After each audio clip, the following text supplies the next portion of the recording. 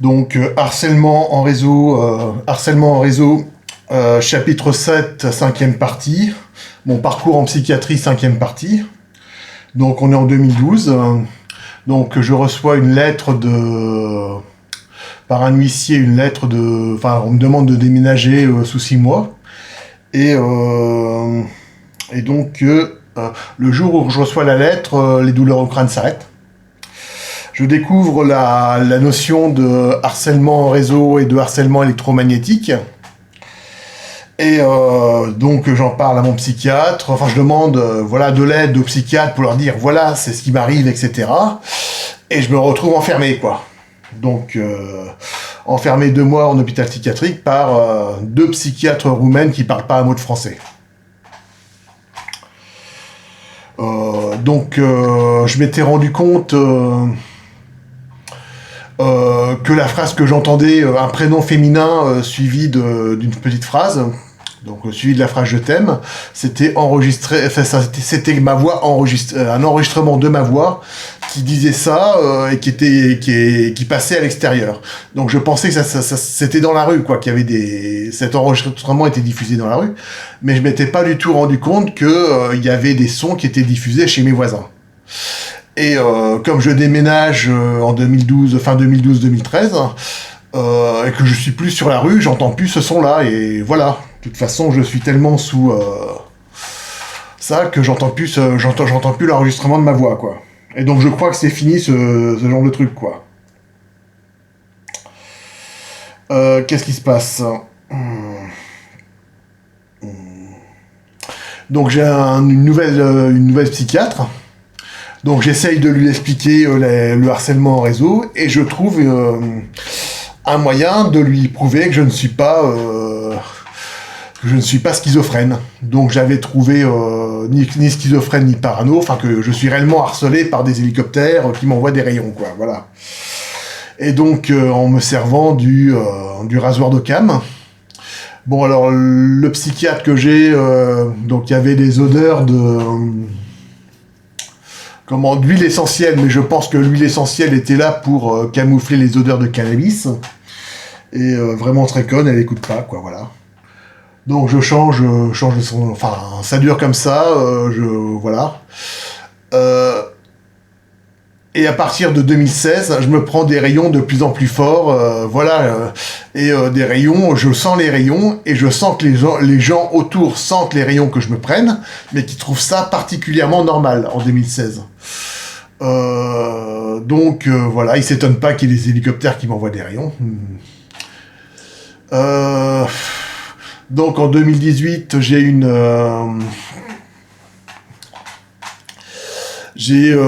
fais une demande d'hospitalisation à ma demande parce que j'avais un peu peur et je suis resté 2 mois en hospitalisation dans un service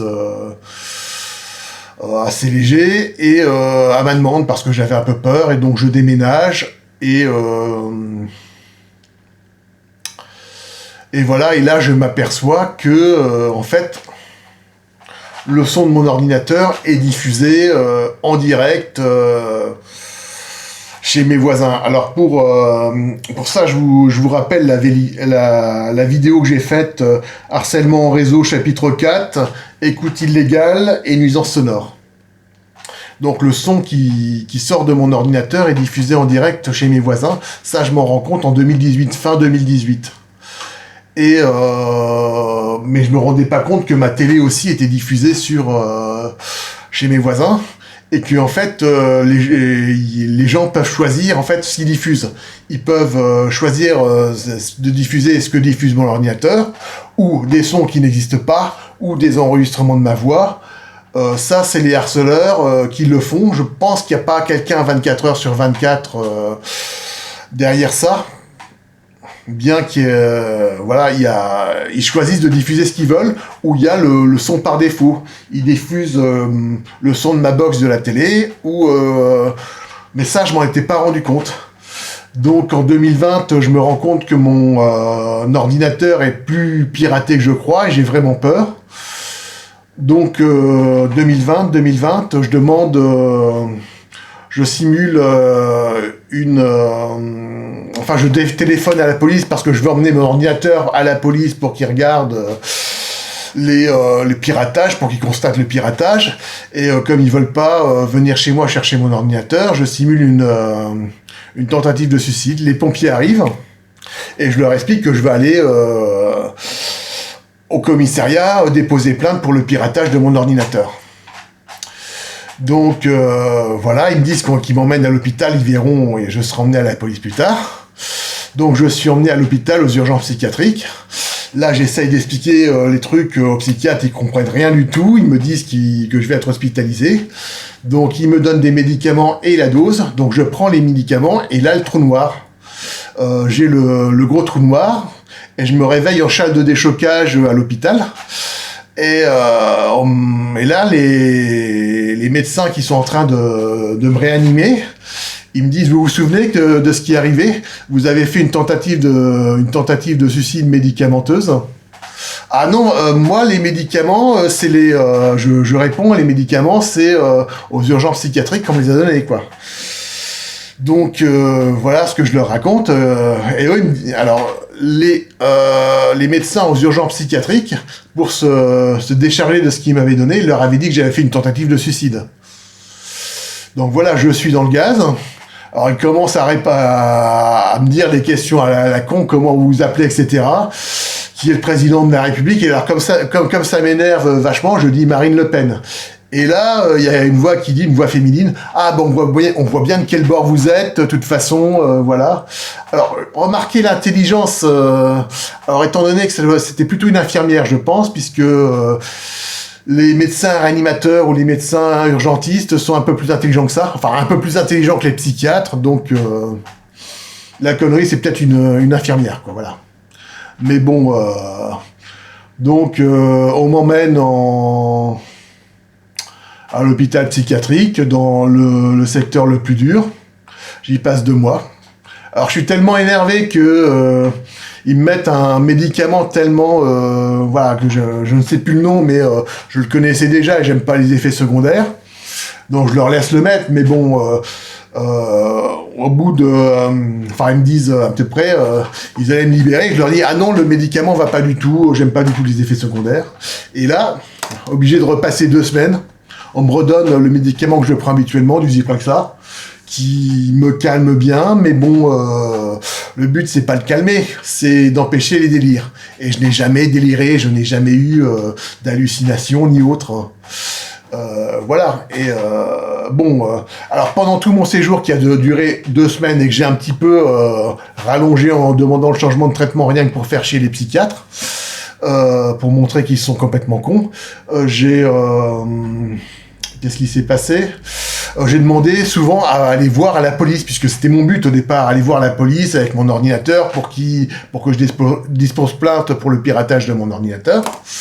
Les psychiatres, les médecins m'ont dit que vous irez porter plainte à la police quand vous serez dehors, mais pas possible, donc on m'a passé la police, voilà, avec un infirmier en même temps.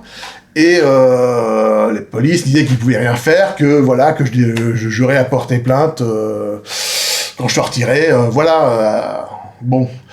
Et alors, est-ce qu'ils m'ont dit les psychiatres, le piratage de votre ordinateur, c'est dans votre esprit, voilà, y a rien de piraté. Donc c'est ce qu'ils m'ont dit. Donc je sors, je constate au bout de 2 mois et 1 semaine, donc passé à l'hôpital, et je constate que mon ordinateur est toujours piraté. Donc au bout de 2 ou 3 mois, 2 mois, je crois m'appelle, j'étais sorti en janvier, et je crois que c'est en avril, donc voilà, je trouve que ça suffit, je commence à avoir de nouveau peur à cause du piratage de mon ordinateur, et je vais à la police pour déposer plainte. Donc au commissariat, on me dit que si on connaît pas le coupable, un dépôt de plainte n'est pas possible et qu'il faut faire un dépôt de je ne sais plus trop quoi, ils vont prendre ma déclaration, c'est tout. Donc ça c'est un gros mensonge et voilà. Donc je leur dis voilà, je dis au mec qui prend la déclaration et qui comprend rien, qui capte pas 2 minutes. Et au bout d'un moment il me dit allez dans la salle à côté, et là je me retrouve face Alors je ne sais pas, une fonctionnaire qui n'est pas policière et qui d'habitude est accompagnée d'un infirmier psychiatrique, mais ce qui n'est pas le cas, puisque là il était apparemment en vacances ou en congé, donc elle essaye de prendre mes coordonnées, etc. Donc vu que je n'avais pas dormi pendant plusieurs jours parce que j'étais aussi... Ah oui, depuis 2016, je me fais emmerder par des rayons, ça je l'ai dit, mais vraiment très fort et tout le temps, quoi. Donc beaucoup de mal à dormir, etc. Donc là, c'était quasiment catastrophique au niveau de la cohérence, etc. Et donc je me retrouve, ils m'emmènent aux urgences psychiatriques. Et là, je décide de mettre en place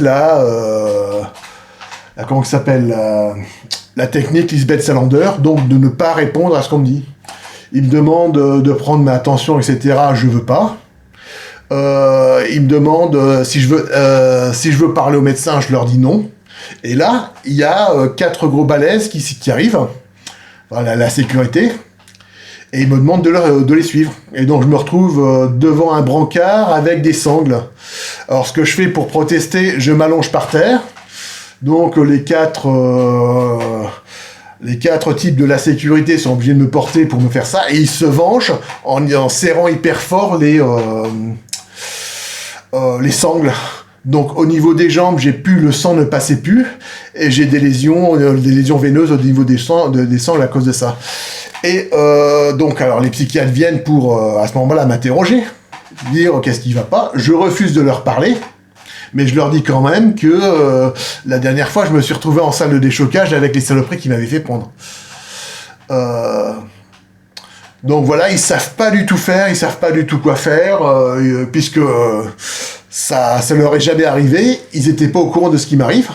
Ils m'attachent, c'est tout. Et comme on leur avait rien dit au niveau du commissariat, ils cherchent la raison pour laquelle me mettre, puisqu'ils ont aucune raison, ils savent pas du tout, je leur dis rien, et on leur a rien dit au niveau de la police. Donc ils sont très emmerdés, donc je passe plusieurs heures attaché au brancard. Donc ils rédigent un faux, et je me retrouve à nouveau en hôpital psychiatrique, et là non plus je décide de rien leur dire, voilà. Je leur dis rien, mais au psychiatre, je refuse de parler au psychiatre, quoi. Donc, je parle aux infirmiers, ils me disent que si on m'avait pas réanimé, s'il n'y avait pas eu la salle de déchocage, et que j'étais pas aux urgences psychiatriques à 50 mètres de la salle de déchocage, on n'aurait pas pu me réanimer. Enfin, on aurait du mal à me réanimer si j'avais été à l'hôpital psychiatrique. Et je leur demande quelle dose de médicaments m'ont été données.